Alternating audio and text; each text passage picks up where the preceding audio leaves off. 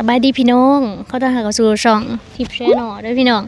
ในคลิปนี้ทิปสิพาพี่น้องไปเบิ่งแม่เฒ่าเตงเป็นแม่เฒ่าคนหนึ่งที่ว่าเราหันตาบอดเลี้ยงหลานกำผาเราได้พี่ลูกชายคนหนึ่งลูกชายห่างกัน22 ปีลูกชายเอาเมียแล้วก็มีลูกหนึ่งแล้วที่นี้ก็สิแม่นเลี้ยงกันบ่กลุ่มบ่หุมแล้วก็เลยเมียนี่ปะกันเนาะแล้วก็เมียก็เมื่อบ้านไปเอาผัวใหม่ส่วนลูกค่ะเพิ่นบ่ได้เอาเมื่อนำลูกค่ะก็ได้ปีปลาย2 ปีนี่แหละอยู่น้ำยาหรือว่าอยู่น้ำแม่เฒ่าเตงนี่แล้วก็เลี้ยงเอาส่วนลูกชายก็ไปหับจ้างนำโฮงศพไปนำทีมงานโฮงศพมานะพี่น้องก็รายได้ก็ถือว่ารายได้ก็บ่กลุ่มกินว่าซั่นซะบ้านเฮามันก็บ่มีเวียกเฮ็ดอีหยังนั่นแหละพี่น้องได้ไปนำเขานี่ก็ถือว่าคันมีโฮงศพมีหยังจึงได้ไปเนาะคันบ่มีงานก็บ่ได้เงินหั่นนะแล้วมื้อนี้ที่มาเจอเพิ่นนี่ละแม่นนั่นทีมน้ามาถ่ายรีวิวบ้านนั่นคู่แล้วพอดีมีคนเว้าให้ฟังว่าอยากให้ทิปมาเบิ่งแล้วแหน่หั่นนะแล้วก็ไปถามข้อมูลในบ้านก็เว้าให้ฟังอีกก็เลยพากันมาพี่น้องไปเบิ่งเรานำกันกินใหม่เด้อแม่เท้ากินใหม่เด้อขอถ่ายคลิปหน่อยเด้อ ถ่ายแล้ว โอ้ยอยู่นี่นี่นะ เจ้านี่เนาะ เคยเห็น หั่นแหละเฮาบ่จัก ทางของปูจักเนาะสบายดีแม่เท้า สบายดี แม่เท้าซื้อแม่เท้าเตงเนาะได้ยินอันไปได้หันหลายแม่พระแม่นั้นหลายคนเพิ่นเว้าว่าอันไปเบิ่งเพิ่นแน่แม่เท้าเตงว่าเดี๋ยวนี้หันอยู่บ้านกับหลาน2 คนบ่ ได้ ตาก็บ่อยากเห็นหุงบ่ เห็ เท้าน เห็นดามันขาวมาเลยได้ไง แต่ว่าตานี่ก็มันอันนั้นมันอันนั้นมื้อเลยเนาะมันอันนั้น มั มื้ น อเลย ขาวตาดำเฮาบ่มีเลย อันนี้หันมันเป็ เป็น นต่อบ่นี่เป็น จัก ต่อ เดี๋ยว บ่ จักมันเป็ดจะมันเป็นต่อจะเป็ดนะ ตะกี้หันเห็นบ่แม่เท้า เห็น แม่เฒ่านี่กินกาแฟอยู่บ่เอาบ่ได้กินกาแฟกินบ่ได้ กินแหล่เข้าใจติด กินบ่ได้ เพราะว่าคันกินกาแฟได้แล้วสิเอากาแฟให้กิน คากาแฟอันโอ้ลุงถ้าตาได้คากาแฟคือเขากินนี่มันบ่ได้ มันบ่ได้ มัน ดอก มี มันเป็นกาแฟ อันนี้มันเป็นบ่อันนี้มันเป็นกาแฟที่แบบเราเอาหั่นแหละกาแฟ กาแฟ บำรุง ลุง สาย สึกว่า ตา ใช่ตาหาได้ ตอนนี้มันดิกต่อกระจกพวกหินพวกหยังนะจะลองบ่ ลองเห็นแล้ว ตามดิ โหกินบำรุงสึกกับใช่ตากาแฟน่ะมันบ่ได้อันคือกาแฟอันนี้ มันบ่แม่นกาแฟ มัน นี่ แต่ว่าแม่เฒ่านี่เป็นมาแต่สมัยยังเป็นชาวก็เป็นบ่แม่นบ่ แต่ว่ามัน บ่นะเป็นวางอันนี้นะวางอันตะกี้ก็เห็นอยู่วางเฮาชุดเลือดแล้วมันอันเวลาเฮาบ่เห็นนี่ช่องปีนี่แล้วมันบ่เห็นอีหลีรอตะกี้ยังไปมาได้ แต่ว่ามันก็บ่ได้แม่นว่าเป็นอันเป็นต่อแบบอันนั้น แต่ เนาะ มันตาขาวมันรู้อันเนาะมันตาขาวนี่มันขาวตาดำเฮามืดแล้วมันบ่เห็นดิ ตะขาวมันล่ามเขาตาดำเนาะ มันคือเป็นอะไร นี่ค่ะ อันนั้นได้เยอะคันว่าหลอกเพิ่นว่าหลอกก็หลอกมันบ่ได้เพิ่นว่าไปสิ แล้วเจ้าหันอยู่กับร้าน ได้ พอ กับ นี่เด้ค่ะ ลูกชายนั่นแหละ ลูกชายไปใช่มั้ยนี่ ใช่ฮะมันไปเห็นงานศพน้ำเพลินนั่นนี่เลยมันไปศพเพื่อจะให้ประเด็นนั้นดอกชีชาหาชีพเป็นคนละนอกงานศพเพลินนั่นแหละนั่นแหละ งานล่ะ50,000ประมาณนี้บ่ ลูกชายฮะชาวชอง จะ2 ปี ยังน้อยอยู่เนาะยังได้น้อยอยู่ เคยเห็น ผู้ใดเนาะ จอยเห็นได้ไปเรื่อยๆได้ อันไปเห็นหลายคนอยู่เหมือนแต่บ่ฮู้ว่าผู้ใด แล้วผู้นี้บ่ บ่แม่น อันน่ะร้านนี่จักปีเลยแม่เฒ่า 2 ปี อัน 2 ปีเดือนหนึ่งเลย 2 ปี 1 เดือน อืม เวลาอยู่อะสินี่เฮ็ดจังได๋เอาร้านนี่ป้าไว้จังซี่เลย จริงมันเป็นลิ้น ใครแต่ว่าแถวนี้ก็บ่มีเด้อว่าบ่มีน้องน้ำเนาะ มันมีกันไปโผล่ทางขนมขนนนั่นพอ ไผเบิ่งไงซั่นน่ะ มันไปแล้วมันมาแล้วแกก็พวกนี้ก็บ่เห็นแกก็เบิ่งมา แม่เฒ่าข้างเฮือนเพิ่นเบิ่งให้ มันมา เอาห้องน้ำเมื่อกี้นี่เห็นออกมาจากห้องน้ำระวังได้ยันกระทั่งน้ำกระทั่งใน นอนหนามบ่ทันได้เอา ลินผู้เดียวนี่หั่น นี่ บักลาซื้อหยัง ดอกนั้นไหม บักลาซื้อหยังลูกบักลาซื้อหยังกินบ่ขนม ชิเปิ้ลนี่ กินบ่ ด ข อก น นั้ ม นไหม ขนม บอกเพิ่นได้ไหมลูก ฮะ ลูกเปิ้ล กินได้บ่ เบาเลยบ่ปกติเบาอยู่บ่ เฮ้ยเป็นมาเป็นหัวจักมื้อ ให้ยาตื่นคนแล้วบ่ได้อันนั้นเนาะ บริยานคนฉันได้อันฉันนึงท่องเถื่ออะไรมันไปน้ำโหลด มีอะไร อันชีวิตเป็นอยู่ประจำวันนี่จังได้แม่เฒ่ามีข้าวมีน้ำกินบ่ บ่ได้มีเลยไว้หน้าเฮาก็เฮ็ดบ่ได้เนาะลูกก็มันบ่มีนะบ่ได้เฮ็ด หาอยู่หากินจังได้ซะได้จังไดกินข้าวกินน้ำ จังเทื่อก็มันเอาให้ แม่เฒ่านั่นแหละเนาะ เพิ่นเอา เอา ให้ แล้วหายบ่ เมื่อกี้เฮ็ดเพิ่นให้ เป็นมาดนแหละติ ได้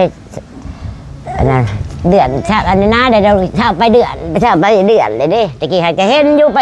อันนั้นมาทำมันบ่เห็นอันนี้มันบ่ได้แก่มันเป็นมั่วๆเฮาหยังไปก็มันเป็นต่ำเป็นสูงหั่นนะ มันแบบว่า มันแบบคือควันไผ่เฮาเรียกว่านี่มันควันไผ่มันบ่แก่มันบ่จืดคักหั่นนะ บกอันนี้ไว้หน่อยหนึงลูกอันนี้บักลาไปนุ่ง ปะเปื่อย แล้วก็ไปหาอยู่หากินก็บ่ได้แต่กาวคือว่านี่เขาว่าไปขุดกบขุดเขียดขุดอันนั้น ก็ไปแล้วค่ะไปได้เนาะ ไปใช้ได้ บางหันไปได้ได้นี่หันไปบ่ได้ ลงเอื้อนแต่ยังงงแล้วจะทำขับตีปีนี้เล่นแล้วนาน ฮักแต่กาวฮักกับอันนั้นอยู่แต่ว่ามันบ่นักปานนี้แม่นบ่พอไปพอมายังพอหากินได้บัดนี้1ข้าว1น้ำนี่ไผ1ให้ซั่น งงเอ๊ะ นมดึงมันอะไรนั่ง นี่ให้ทุกอย่างกับไผ่ เผื่อสิพอกันหั่น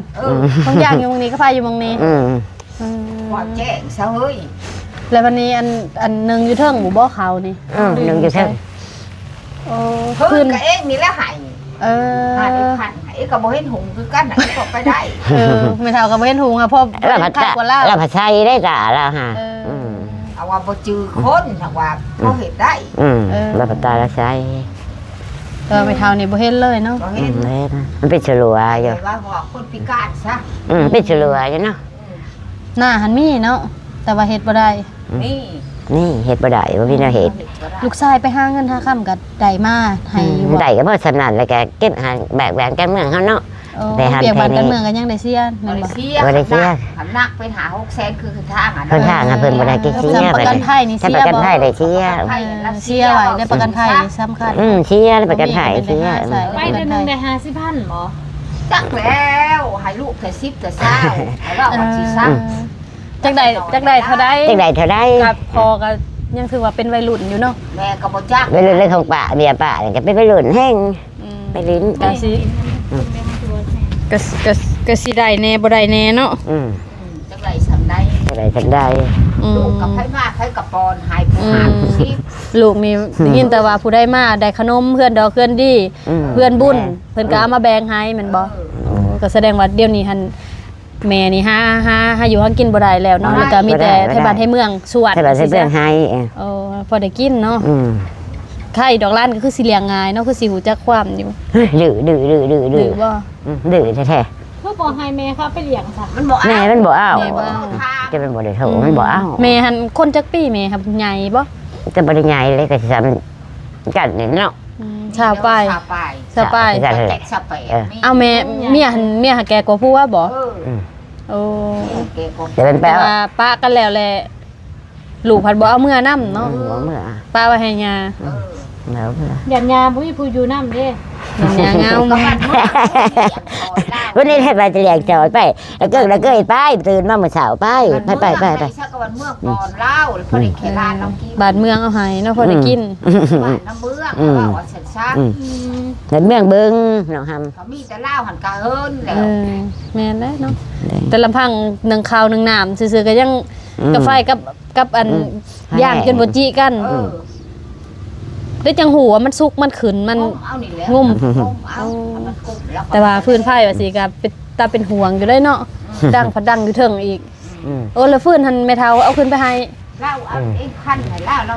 โอ้ เอาเองเล่า มีแต่พันว่าให้แล้วก็ปัญหายามนึงแม่เฒ่าก็เอาขึ้นเองเป็นยังไข่เนาะยังมี หัวเองเห็นตานางเองเอาหายแล้วมดรักหัวเองนั่น แม่เฒ่าเป็นหมางหัวเนาะแล้วก็ แล้วก็จับกันไปแล้วก็ลงที่เขาป่าน่ะ บ่จือท่าบ่เห็นหุงแน่ แล้ว เนาะ ไปเอาแล้วมันมั่วแล้วมันบ่จืด ไปทางใดก็คือจังแม่นทางเคยมา หมายว่าว่าฉันซักแล้วเขาบ้านนี่แล้วเขาไปบุนี้แล้วลงมันได้ราคาเหือดคน ได้ ล บ่ ง ได้ แล้ว เนาะ ไปถุงเนาะโหจืออยู่ว่าเหือดผู้นั้นอยู่นี่เหือดผู้นี้อยู่หัน มันทางบ่จือทิศกำทิศบ่ได้ พี่น้องแล้วนี่เลือกให้แน่นี่ เ น้องเราก็ใช่นะคะ โอ้วางเมาได้แหละ น้องชายอยู่ พวกนี่แค่บัดตาดิเด้ลองลาแหละนี่ อยู่ในใช่ก่อ แค่บัดได้พวยเปิดนี่ เออ แค่ลองลาแหละนะ ไอ้ตานี่ได้ อ่ะ เออน้อง หลา ลองลาแหละนี่ โอ้ คนนึงก็เมียมันก็หยา มันต้องอยากกับวันน่ะเด้ อันนั้นก็บ่เห็นเฮ้ย แน แต่ ว เป็น เนาะ กองหยาก็บ่ เป็น เห็น น้ำแนวเนาะจ้ะเนาะ จ้ะ เป็นกรรมพันธุ์ แม่นั่นแหละเพราะว่าตะกี้ก็เป็นมาแต่ได้เนาะแต่ว่าบ่ได้นัก อืม โอ้แสดงว่ามีปัญหามาแต่ได้แล้วตานี่ ได้ที่คนในตาดำเราบ่มีคนน้อยนะเฮ้ยเขาบอกว่า บ่ได้ใช่เลยแม่นอนได้บ่ คนหน่อยไม่ทั้งยังไม่ทั้งอันหน่วยหน่อยๆอีกค่ะบ่ ตาดำหา วัน ได้ นี้ บ่ มันตาขาวตาดำมันขาว ตาขาวหรือมืด เออ คนเห็นว่ามันเห็นนะมันเห็นน้ำตาแก้วแม่นบ่ มันมีหน่วยหน่อยๆเนาะทางในเนาะ อืม โอ้ของเรานี่มันบ่มีเลย มันมั่วมันขาวเว้ยได้ค่ะมันบ่ได้เห็นมันบ่ได้เห็นตาดำหาได้มันขาวเว้ย เราว่าเราสิไปลอกเปลี่ยนผลมาในเมืองใหม่ดิเขาจดป้ายติดกาแล้วแล้วเข้าไปเบิ่งแล้วมันบ่มีจักนิด มันบ่มีให้มันบ่แม่นเนาะมันเป็นแบบว่ามันมั่วขึ้นมาเอง ตะกี้แล้วเข้าเราก็สิไปลอก ขั้นอันเป็นต่อมันก็สิมีสีนแดงๆเนาะขึ้นมาอันนี้มันบ่มีเลย มันบ่มีมันขาว มันขาวหลัวมาโหลด เพราะว่าชัด อืมมันขาวหลัวมาโหลดคิดได้อาบน้ำได้แบบนี้นอนเลย ๆด้านนี้ได้กดกับบ่เห็นพุง บ่เห็นเรายังกดก็บ่เห็น เพราะว่าเปิดเฮานี่แหละบอกเราจะนอนเนาะ นอนแล้วได้แบบนี้ อยู่น้ำเมื่อยน้ำนอกกินน้ำหวานน้ำเมืองวัดเมืองใดวัดเมืองไทย จุเฮาก็บ่ได้ฮู้มาหลอดทายอันนี้ซื่อๆแล้วเพิ่นบอกเพิ่นเว้าสุพังว่ะก็เลยว่าบ่ได้เกี่ยมอีหยังมาอันนี้แม่เท้าเฮาอันน่ะซื้อปลากระป๋องมาให้แพ็คนึงกับขนมร้านหน่อยนี่บักร้านนี่ลูก อะไรไม่รู้ถูกอย่างอันนั้นไม่รู้ถูกอย่างอันนั้นไม่รู้ถูกอย่างอันนั้นไม่ กินมันหลงขนมนี่อันนี้มันบ่หวานกินได้ ถูกอันนั้นไม่รู้ถูกอย่างอันนั้นไม่ถูกเลยเปิด อากาศมัน หม้อคนสวยนาเลยแก ที่หันแล้วลงวัดลงว่าได้เนี่ยดิเราบ่เห็นหวาน ตะกี้ป้ายกาแบบว่ายังพอไปได้เนาะ อืม ยังพองมๆเท่าๆยังไปได้อันนี้บ่เห็น ห้า เล พูด ย ห้าเขียห้าห่อห้าละช้อนห้าแสน แสดงว่าตอนยังตาดีนี่ก็ดูมันอยู่เนาะ ที่เราก็ไปซอยหายซอยหน้าบ่มีสุพรรณ บุยว่าเห็ดกับไปซอยรับจ้างเลยเพิ่นเอาข้าวให้ แล้วเราก็พอได้กินเดี๋ยวนี้เราหอดเราหิว โอ้ข้าวเดี๋ยวนี้ได้สักกินน้ำผู้ใดเอา นั่น ให้ เรื่องให้ น้องแน่ชีมาหาย โอ้น้องไอต้าหันบ่ อืม โอ้เพิ่นก็เบิ่งอยู่เนาะ เบิ่งก็จะเพิ่นเบิ่งกันแหละ เดี๋ยวมาส่งปี เบิ่งก็จะเพิ่นเบิ่งกันแล้วหน่อยขอบครัวเพิ่น เพิ่นก็มีขอบมีครัว คือเฮาจอกคอยนี่แล้วว่าว่า นั่นแหละ ชัด ไผกับพ่อไผเนาะครอบครัวก็บ่ได้ว่าสิมีคือกันนั่น นอ น่ะ นเลย รับเลย มันจะนอน ๆ บ่ นี่ ได้ แล้วเห็นเทศนี่จะหันน้ำบาดน้ำเมืองเนี่ยนี่บ่เห็นฟ้าแล้ว อืม บ่เห็นโอ้ย บ่เห็น เงินค่ำก็บ่มีหั่นนะ นี่แหละ เฮาก็ทุกข์ยากลำบากอยู่ว่าพอได้ใส่ถ้วยใส่บวงน้ำหมูละเฮ็ดเล่าให้เราบ่เห็นหุงจังนี่เราบ่เราเฮ็ด หาบ่ได้เลยเด้เนาะ หาบ่ได้ หาบ่ได้เลย ตะกี้ฉันยังว่าหาได้ เขากินชุบก็เอ้ยน้องเห็นแล้วเขาแบ่งให้ คือร้านคืออันนี้มีแบบว่ากลางค่ำกลางคืนนี่ก็นอนได้ไหมไม่ยามมันบ่ นอนน้ำใหญ่ นอนทำบ่ได้ยากละ อ๋อ เมื่อเช้าให้ลูกได้ไปโล เฮ็ดจังได้จังสิหูว่าร้านอันนั้นบ่รักไปบ่มีทางเฮ็ดเรื่องงุ่ม ถ้าเขามันมา ตะเวนนี่จะมาว่า ร้านไปหั่น มันไปฮะ ก็เงินกับมันประหลาดไปกับบ่จักขอดไปจะไปทางใด จะไปทางใดก็บ่จัก มันมาเองมัน กลับมากับมื้อแรกมันมาแล้วไปลีนแล้วก็มันมา มันมาถ้ามันบ่มาแล้วบ่จักทางน้ำ มันมาเอง เปลี่ยนเครื่องอีหยังดีเด้ไผเฮ็ดให้ซะ ก็เล่าที่เรียกเถื่อกันลูกหลานที่นี่แหละ งุ่มเอาเนาะ มันขี่ลาดขี่กันเมืองนี่เลยมีอะไร เลี้ยงเอาให้ได้ซะเนาะ แหน่มัน เธอเอากำขาอะไรกะ กับขาคือตัวค่ะ ไม่ได้นอนเลยฮะ แล้วบ่เห็น จังได๋มันใหญ่มันก็ตั้งน้ำให้กินดอก บัดลูกไปอัน ยายลีอยู่นั่นมันได้แหละเนาะ ลูกไปมีงานขี่รถจักรไปบ่ดูว่าหยังไป ย่างไปขึ้นรถน้ำเข้าในนี้บ่หรือว่าอันนั้นเวลาไปเฮ็ดเวียกนะ จอยฮะ แม่น เขามาเอา โอ้เขามาเอาเทื่อน มีรถ รถใหญ่เขาบ่มีรถ เขาก็บ้านนี่นะไปก็ไปน้ำมันน้ำบ้าวเนาะไปน้ำกันนะวะกับไอ้ตา เห็ดน้ำมัน เคยจะคอด แต่จะถอน ก็อันเดียวกันไอ้ตาก็ไปน้ำกันคือว่า เขาบ่ได้เขาก็แยกกันเด้ เขาบอกเล่นลูกอีปี้มาเอาไป มันก็ลูกอัน ห นั้ ลายคนอยู่เพิ่นก็จะเอาไปมื้อนั้น แล้วก็ลูกเขาอัน แต่บ่ฮู้ว่าคน ชาวกุ้ยเนาะลูกชาวกุ้ยแท้บ้านกันได้เลยมาเอารถน่ะเด้ อุ้ย รถใหญ่ให้เขาขับแต่เขามาเอาบ่มีรถ เขาโทษเลยเขามาเอ้า เราทำนี้ความถูก ถ้าเขาเล่น ถูกที่ซื้อกาตาหูตาแจกไข่ แม่นได้ถูกยังคันเหือแห้งสุขภาพดียังพอหากินได้ อืม อันนี้บ่เห็นพี่สั่งสับปีกา คันหูหนวกยังไปได้เนาะ ตาบอดนี่ไป รุ่น บ่ ว่า เป็ พั น ตาลิรุ่นว่าพันยังบริงินได้บอลนี่ไปบ่ได้ เป็นเฉลย การเป็นมั่วๆอยู่เองหันเองบ่เห็นถูกอ่ะเองโชว์ เมทาวนี่เป็นพี่น้องบ่หรือว่าเป็นแบบว่าพี่น้องไกลเพื่อนซื่อๆหรือว่าเป็นพี่น้องแบบอันนั้น เอาเป็นแล้ว เฮ้ยเอ็กกับคนบัดแผลงนักคู่มาเฮือนพัวนี่นี่ โอ้ แล้วก็ลูกมาปลุกเฮือนแล้วมาเผาเฮือนให้ลูกเฮือนเองอยู่คุมนะ โอ้ แค่อยู่มันแค่แหละเลย น้ำเอง ไข่แต่มีผู้มาอยู่ใกล้เนาะ อืม น้ำกะละบ่มีกันได้แล้วใต้เองเอาได้เองมาใส่นี่ อืม เห็นได้สัตว์ พอได้เพิ่งกัน เขาได้เบิ่งกันให้ใต้ก่อนแล้วก็วิ่ง แต่ตอนที่เราเลยอยู่ได้จะคิดเป็นได้จะคิดเป็นได้ เองใต้ไปกันแล้วก็ ว่าใครอยู่เมทาวมาอยู่นี่คันผู้นมมาอยู่กะสิบ่อันนั้นอีกสิบ่มีผู้เบิ่งอีกผู้นมก็สิไปเพราะเขา เขาไปหมดเลยนะ ไปกรุงเทพ มา มา แสดงว่าอยู่ช่องเทา อืม เอ็กก็สิบ่ยืนดอก เอา เอ็กเจ็บอันนี้นี่ เจ็บอยู่เลยเลยเพื่อนก็ชัก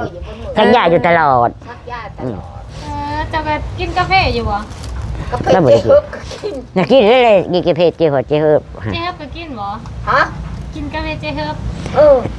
กินนี่ต้นนั้นมันสวยเรืองยังปวดกระต้นกระโต้บ่ จากเลี้ยวโมว่าปวด โม ปวด โมว่าดีเลยก็กิน เออ อืม เจ็บตัวได้สิพาเป็นเจ็บตัวได้สิพาตาย แต่ว่ากินแล้วบ่ได้เป็นหยังเนาะบ่ได้หัวใจสั่นบ่ได้หยัง อุ้ยบริษัท แสดงว่ากินได้ปกติ เจ็บไต ของกาแฟไปเลยกาแฟยาถ้ากินกาแฟเขาสื่ออันกินกูมือนี่กินแล้วนอนวันละเราก็บริกินเราก็บริกิน เป็นกาแฟสมุนไพรแล้วกินได้เนาะ เออได้อีกตัวนี้ฮะ อืม ไอ้เรื่องนี้หันคิดแต่ยากเก็บปวดมีปวดอันนี้นี่ อันนี้บ่ คือคนนี้ว่าลูกนะ สักวันที่กูได้เล่ากูยันมา เห็นว่าคนนี้ว่าลูกหรือไงนะ ร้าน อันนี้แล้วลูกแล้วนี่ เจ้าอันนี้ว่าลูกแล้ว เออ ลูกผู้เดียวนี่แล้ อืม ว ได้ลูกผู้เดียว เออ มาให้รับผ่านดูขนาด มาดูมันนางอีกคนสัมผัสสัม ไปเรียก ตาจอยเอ้ย กันยัง มาคน ไง เขาเดียว มาเขาเดียวมีเดียวกับเขาเดียว ไปโลดให้เราไปโลด มาคนสัมผัสสัมผัส เขาเดียวหนึ่ง ไปแล้วเป็นยังดอกกันยังบ่ใหญ่ชาว2 ปี สมัยกำลังเป็นผู้บ่าวหน่อย ก็ทำลูกหลานเองลูกหลาน หายไปหาเอาเมียอะไรกับที่กุ้งที่หุ่มบ่ซะ เนาะบ่ทันมีวิชาอาชีพเด้ เรื่องมันจะหนีน้อง เด็กน้อยเอาเด็กน้อยบ่แต่ว่า เลย เมีย นะ เมียกันใหญ่แล้วค่ะตะวัน เนี่ยก็บ่ได้ไง จากสิวาได้ไง เอาสู่ชีวิตต่อไปไม่เท่า อยู่กันต่อไปเฮ็ดจังได๋เนาะ ใช่ไง เป็นไปแล้วเนาะ อยู่แล้วอยู่นำกันก็ไม่เท่าก็ยืนอยู่นำกันไปเงินบุญ จะทุกว่าแม่น้องท เดือนแหละว่าอยู่ไม่ทันเตงเอ้ยเขาคอยใต้ไปหันเจ้าก็สิลำบาก สิบ่มีผู้เบิ่ง ำห้องแค่กันไหลใส่กระแบง กินนำกันเป็นหมู่กันเท่านั้นเนาะ ขโมยเองกับมักเปิ้ลเอาอีกทางไปกับบุรีเลยไปนำหาย ลานเสียกับผู้นี้ไปนำให้เนาะผู้นั้นยังแต่ มัน ตาดี ไปแล้วมันมาใครแต่ว่ามันมา ใช่แต่ว่าเป็นบ้านใหญ่แบบว่าไปทางใดก็มีคนนะก็สิไปมองเคยได้กินได้ค่ะคิดว่า มัน ไม่กิน บ่ได้กิน เขาเพื่อนพ่อบ้านให้เคย ว่าคนเฮ็ดได้น้อยเด็กน้อยสลาได้นี่ผู้บ่ถูกบองเลยบ่ ติด อด อะไร ตาย เลยซูนได้แค่โดฮะไปเลยครับ มีหมู่อยู่หันแล้วเพิ่นไปเห็นบ่ ติดไอ้แค่โด ไปแล้วเข้าปอนเขาปอนน้ำแล้วยันว่าเคยได้กินหิวแล้วไปยันว่านะเด็กน้อย นมแล้วก็เหมือนเมื่อเลิกดอกกันหลากไม้แล้วก็น้ำโชก โอ้ยก็มีแห้งไปไล่เติบแล้วเพิ่นได้กิน แล้วก็ข้าวปุ้งกับเงิน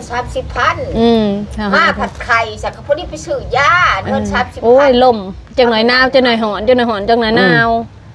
ปัจจุบันหอบขายได้ชุดเฮือนน่ะก็มืดคู่คนเลยเด็กน้อยหั่น อันนี้บอก ยามนี้มันต้องเป็นตุ่มออกของลูกเฮาหันในพาตีนหันตุ่มบ่ไงออกฮะก็ยังตกเกตบ่ได้เบิด อันนี้ไม่ไข่หันกระตุ้มออก อันนี้ก็กัดว่า คือการมันเป็นยามนี้มันต้องเป็น อ่ะน้องพี่น้องถือว่ามามือในฮันบริตังใจมาหาเพิ่นมารีวิวหมู่บ้าน แล้วพอดีทางผุ่นเพิ่นก็เสนอให้มาเบิงแล้วก็ทางพ่อบ้านก็เลยมาแวะเพิ่นก็เลยว่าซื้ออันเป็นกระป๋องปลากระป๋องมาฝากกับขนมเนาะ เองว่าอยู่เอง บ่ฮู้เลยได้ว่านี่ยังมีเคสแบบนี้อยู่บ้านโน้นขู่หั่นนะก็บ่เห็นไผเว้า ว่าลูกเฮ็ดลงลายดีกว่าถูกเนี่ยหลังเดือน9เดือน10มันจะเราหนังแรงหนังง่าย แม่นบ่ เออ ถามเราบ่แม่นว่าค่ายขี้หนาเราได้เฮ้ย เออ ผู้นั้นหายเขาซ่านป่วยไอ้เองก็หายได้เถื่อละขู่อะโม เออ ให้กับท่านให้ ไผก็ ท่าน ให้ชาวบ้านชาวเมืองเราก็ได้กิน เราก็ได้กินน้ำหวานน้ำเมือง ร้านเราก็แม่ป้าทิม เราได้เก่าได้ชิด ตาก็บ่เห็นหุง เห็น เนาะ หุงเห็นเฮือง เป็นได้ไหมเท้าเจ้าเคยถอกับชีวิตอยู่บ่อ่ะสถานเลยอีกบันหนึงก็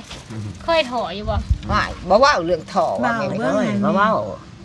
เพิ่นสัมภาษณ์ แต่เลี้ยงลูกยังน้อยว่าสิโผ นี่ดอกกระถูกยาก อืม ไอ้แด้บางหันไปเลี้ยงลูกกันเนาะเฮาพัดตาให้ยังแก่แด้ ไปเห็นหน้านะ คือเดี๋ยวนี้ เฮ็ดหน้า ไปเห็น ขึ้น หน้า นี่ อีน้อยมันอยู่กับโพหันเด้ เออ นี่มักอดีต กิน มักอดีตเกินแล้วมันกึบเขาแล้วเนาะ อืม มาได้ร้านแล้วบ่เห็นหงเรียกร้านก็บ่ได้เรียก โมเมนเกี่ยวกับสัญ เออ ญามันนี่บ่รักสัญญามันนี่บ่ จะสักยาโควิดอยู่บ่ ชัก ชักช่องเข็ม เออ รักจากหันมาแล้วเริ่มบ่หรือว่าเป็นก่อน เริ่มไปก่อน ก่อน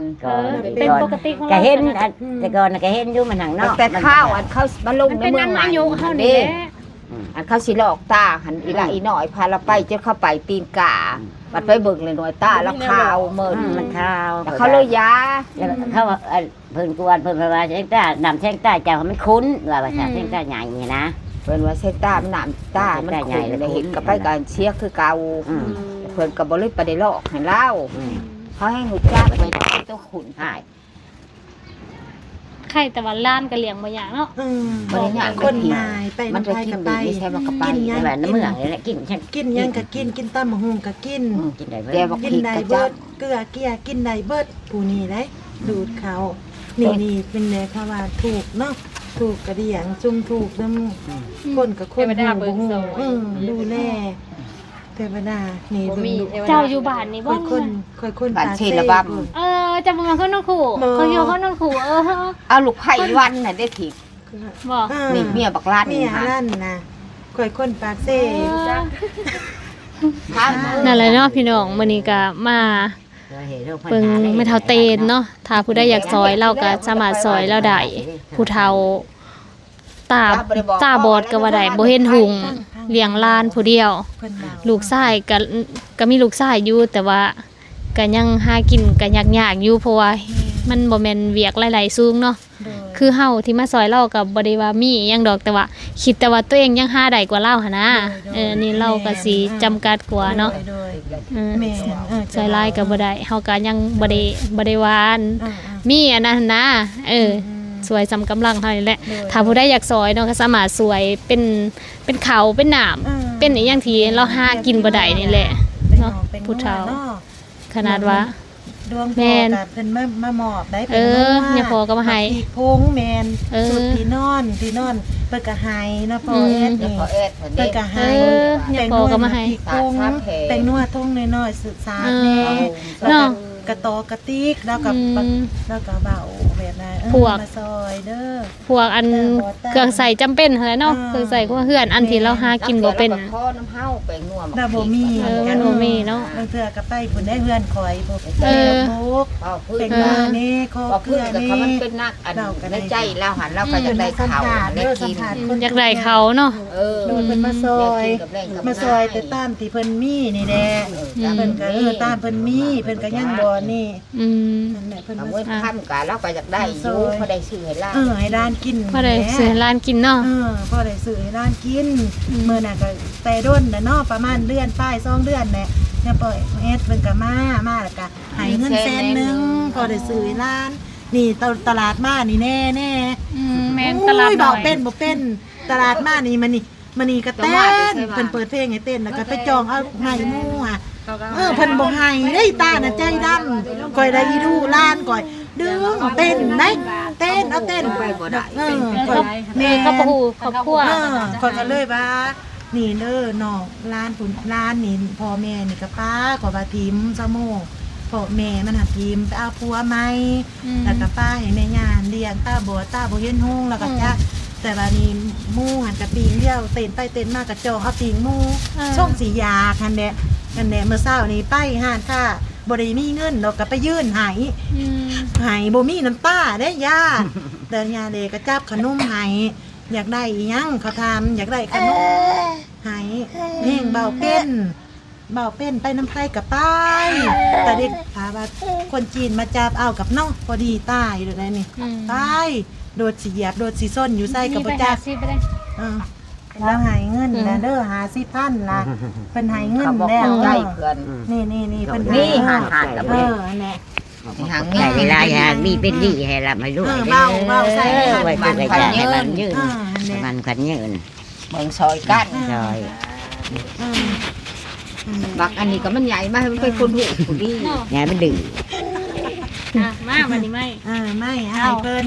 เพื่อผู้ใดอยากสวยเพิ่นเป็นเขาป้าอาหารแห้งก็สวยเพิ่นได้เด้อพี่น้อง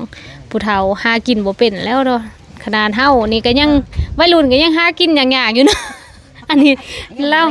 อันนี้แห้งบ่เห็นหุงเนาะเป็นเฒ่าเตงบ้านนุ่นขู่เมืองสนบุรีแขวงสะหวรรณเขตพี่น้องสำหรับคลิปนี้ก็สิจบไว้เพียงเท่านี้เด้อพี่น้องเจอกันใหม่ในคลิปหน้าสบายดี เธอ